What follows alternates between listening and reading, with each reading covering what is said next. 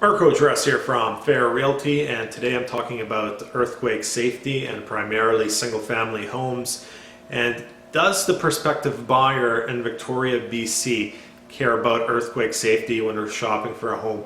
And I'm going to say pretty much no. And when you look at the areas that would be the most susceptible to a large amount of damage in an earthquake, such as Oak Bay, and this is scientific evidence based on soil conditions, and then you look at the types of homes, for example, in Oak Bay. So Oak Bay would be one of the worst areas to be in Victoria in terms of soil conditions, and B, a lot of the homes in Oak Bay are very old, anywhere from 70 to 100 years old, which means they don't have big footings, they don't have shear walls.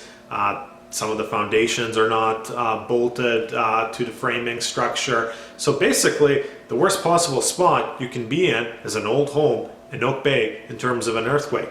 What's very expensive? Well, the most expensive area is Oak Bay. So that old home in Oak Bay is very expensive.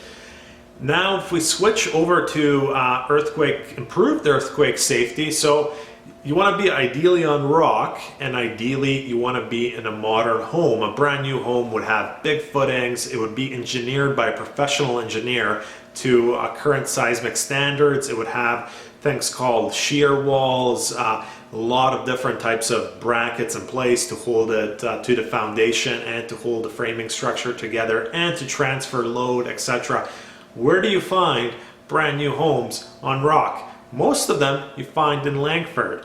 Langford is one of the less desirable and cheaper areas in Victoria. So I'm going to argue that the average buyer does not care or does not let earthquake safety influence their decision too much. I've never come across a buyer say, Oak Bay is probably the worst place to be in case of an earthquake, so I'm going to avoid Oak Bay.